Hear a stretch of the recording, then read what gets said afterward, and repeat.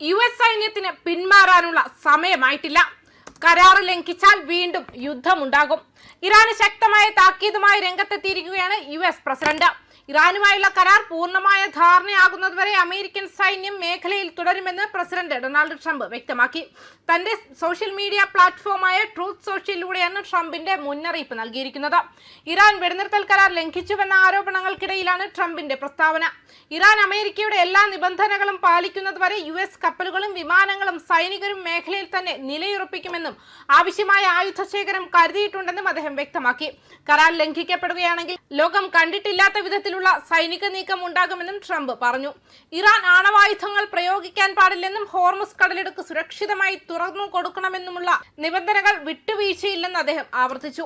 American സൈന്യം അടുത്ത പോരാട്ടത്തിന് തയ്യാറാണെന്നും ഇറാനെ കീഴടക്കാൻ സജ്ജമാണെന്നും ട്രംപ് കൂട്ടിച്ചേർത്തു. അതിനിടെ പാകിസ്ഥാന്റെ മധ്യസ്ഥതയിൽ രൂപീകരിച്ച വെടിനിർത്തൽ കരാർ നിലവിൽ അനിശ്ചിതത്വത്തിലാണ്.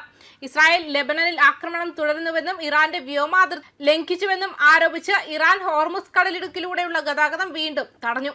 എന്നാൽ ലെബനനിലെ ഹിസ്ബുള്ളയ്ക്കെതിരായ നീക്കങ്ങൾ വെടിനിർത്തൽ കരാറിന്റെ ഭാഗമല്ല എന്നാണ് ട്രംപിന്റെ നിലപാട്. നിലവിലെ പ്രതിസന്ധി പരിഹരിക്കാനായി അമേരിക്കൻ വൈസ് പ്രസിഡന്റ് ജെഡി വാൻസിന്റെ ഉന്നതതല സംഘം പാകിസ്ഥാനിലേക്ക് തിരിക്കാൻ തീരുമാനിച്ചിട്ടുണ്ട്. അതേസമയം ഇറാനുമായുള്ള യുദ്ധത്തിൽ പ്രഖ്യാപിച്ച 2 ആഴ്ചത്തെ വെടിനിർത്തൽ യുദ്ധത്തിന്റെ അവസാനമല്ല എന്നും മറിച്ച് ലക്ഷ്യത്തിലേക്കുള്ള ഒരു ഇടത്താവളം മാത്രമാണെന്നും ഇസ്രായേൽ പ്രധാനമന്ത്രി ബെഞ്ചമിൻ നെതന്യാഹു വ്യക്തമാക്കി. ഇറാന്റെ സമ്പുഷ്ടീകരണ യുറേനിയം ഉൾപ്പെടെയുള്ള എല്ലാ യുദ്ധ ലക്ഷ്യങ്ങളും കൈവരിക്കുമെന്ന് അദ്ദേഹം പ്രതിജ്ഞയെടുത്തു. കപ്പൽ ഗതാഗതത്തിനായി ഹോർമുസ് കടലിടുക്ക് തുറന്നു കൊടുക്കുന്നത് ഉൾപ്പെടെയുള്ള നിബന്ധനകളോടെയാണ് യുഎസും ഇറാനും 2 ആഴ്ചത്തെ വെടിനിർത്തലിന് സമ്മതിച്ചത്. ഇറാനെതിരെ ഞങ്ങൾ ഓപ്പറേഷൻ ഗിഡിയൻസ്, സ്വാഡ്, ഓപ്പറേഷൻ ലയൺസ് റോർ എന്നിവ ആരംഭിച്ചിരുന്നില്ലെങ്കിൽ അവർ പണ്ടേ ഇസ്രായേലിനെ നശിപ്പിക്കാനും നമ്മുടെ നിലനിൽപ്പിനെ ഭീഷണിപ്പെടുത്താനുമുള്ള ആയിരക്കണക്കിന് മിസൈലുകളും ആണവായുധങ്ങളും സ്വന്തമാക്കുമായിരുന്നു. ഭീകര ഭരണകൂടത്തെ ഞങ്ങൾ വർഷങ്ങൾ പിന്നിലാക്കി.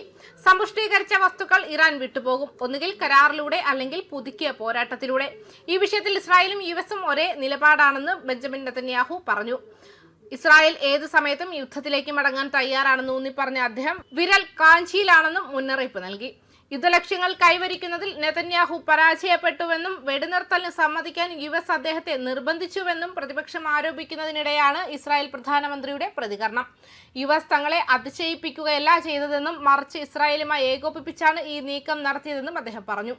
ഇറാന്റെ സമ്പുഷ്ടീകരിച്ച യുറേനിയം ഉൾപ്പെടെ ഇസ്രായേലിന് ഇനിയും കൂടുതൽ ലക്ഷ്യങ്ങൾ കൈവരിക്കാനുണ്ടെന്നും നെതന്യാഹു വ്യക്തമാക്കി.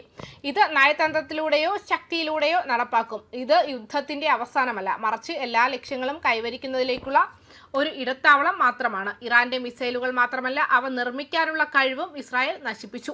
ഇറാനികൾ അവരുടെ സ്റ്റോക്കിൽ അവശേഷിച്ചത് മാത്രമാണ് വിക്ഷേപിച്ചതെന്നും നെതന്യാഹു പറഞ്ഞു. നിങ്ങൾ മികച്ചവരാണ് എന്ന് ട്രംപ് തന്നോട് പറഞ്ഞതായി നെതന്യാഹു ആവശ്യപ്പെട്ടു. ട്രംപും ഞാനും എല്ലാ ദിവസവും സംസാരിക്കാറുണ്ട്. ഞങ്ങളുടെ ബന്ധം നല്ലതല്ലെന്ന വിലയിരുത്തലുകൾ കേൾക്കുമ്പോൾ ഞങ്ങൾ പരസ്പരം നോക്കി പുഞ്ചിരിക്കാറുണ്ടെന്നും ബെഞ്ചമിൻ നെതന്യാഹു വ്യക്തമാക്കിയിട്ടുണ്ട്.